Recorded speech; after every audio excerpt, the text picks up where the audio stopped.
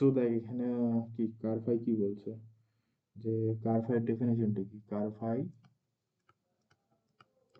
কারফাইয়ের meaning এটা হচ্ছে যে all such x belongs to G, right?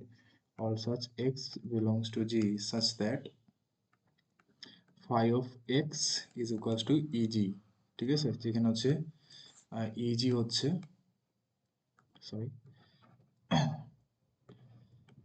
eg হলো হচ্ছে তোর আইডেন্টিটি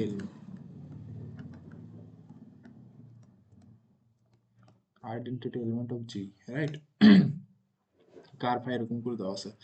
সো আমাদের হচ্ছে কার ফাই আমরা কি নিচ্ছি, আমরা ফাইটা কি নিছি, ফাইটা আমরা নিচ্ছি হচ্ছে x such that x to the power m, right?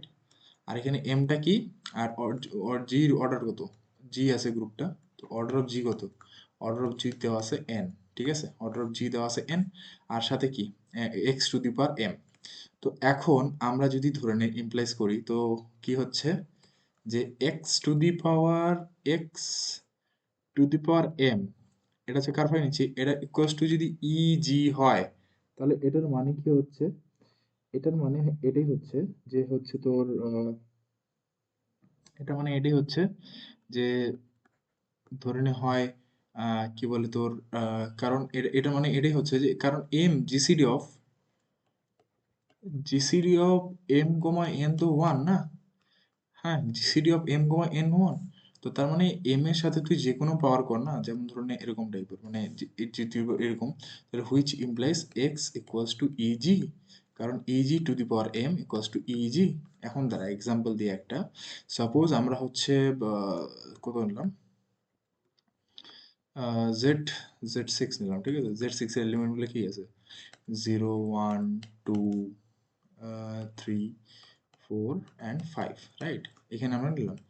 এখানে দেখ, এখানে হচ্ছে তুই পাঁচের অর্ডার দেখ, পাঁচের অর্ডার কত হচ্ছে, পাঁচের অর্ডার হচ্ছে ছয়, ঠিক আছে? পাঁচের অর্ডার হচ্ছে ছয়, স্যার এটা নিচ্ছি না, আমরা আমরা নিচ্ছি হচ্ছে জেড থ্রি,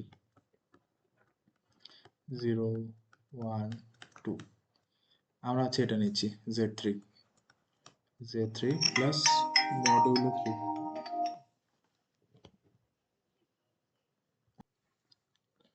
সো ওকে দেখ এখানে কি বলছে, দেখ ই টু দি পাওয়ার এম, তো আমাদের কি গ্রুপের অর্ডার কত ছিল, গ্রুপের অর্ডার ছিল হচ্ছে জি, যেটা হচ্ছে এন। আর এখানে আমরা কি অটোমরফিজমটা কি নিলাম, যে হচ্ছে phi such that x equals to x to the power m, right? আর এম কি ছিল, gcd of m comma n is equals to one. দেখ এখানে কি বলছে, এখানে তোর বলছে হচ্ছে যে যে শুরুতেই বলে নিছে দেখ যে where m is less than n and prime to m, that means gcd of m n হচ্ছে এত। এখন দেখ এটা যদি আমি একটা এক্সাম্পল দিই তাহলে আরো ভালো বুঝবি, কারণ হচ্ছে এখানে কার ফাই শুধু আইডেন্টিটি এলিমেন্টেই কেন থাকতেছে, সেটা হচ্ছে এই কারণে যে যেমন ধরে নে আমরা যদি জেড জেড থ্রি নেই গ্রুপটা, মানে এই গ্রুপটা যদি নেই জিরো, ওয়ান, টু, ওয়ান আর টু, রাইট? ওয়ান আর টু, ঠিক আছে? এখন দেখ দুইয়ের অর্ডার কত হবে, দুইয়ের অর্ডার, আচ্ছা এটা আর নিচ্ছি না, এটা তো খুবই বেসিক লেভেলের হয়ে যাবে।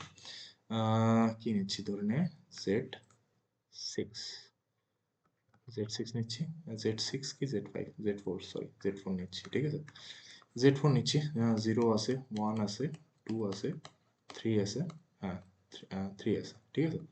এখন দেখ এখানে একের অর্ডার কত, একের অর্ডার হচ্ছে চার, একের অর্ডার চার, দুইয়ের অর্ডার দুই, আর তিনের অর্ডারও চার, ঠিক আছে? এখন আরে এক্সাম্পলই হচ্ছে না, সরি ফর দ্যাট, একটা ভালো এক্সাম্পল পাচ্ছি না আমি এই মুহূর্তে।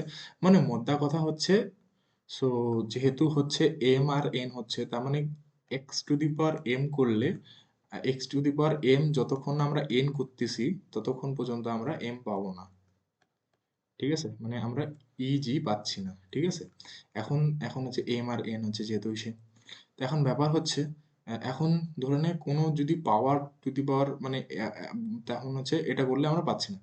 এখন আমরা যদি দেখ, এখন যদি x to the power m is equals to e, মানে আইডেন্টিটি এলিমেন্টই হয়, ঠিক আছে? কিন্তু এম হচ্ছে এন থেকে ছোট, ঠিক আছে? এম থেকে যেহেতু ছোট, কারণ দেখ আইডেন্টিটি এলিমেন্ট জিরো কে তুই কতবার যোগ কর না কেন, ওখানে জিরোই থাকবে না? এখানে যেহেতু কি এম কি বলছে less than n and prime to n, তার মানে x to the power m equals to যদি ইজি হয়, তাহলে ডেফিনেটলি ওইটা শুধু আইডেন্টিটি এলিমেন্টই থাকবে, রাইট? এটা বুঝতে পারছিস তো? ব্যাস এইটুকুনি ছিল কিন্তু।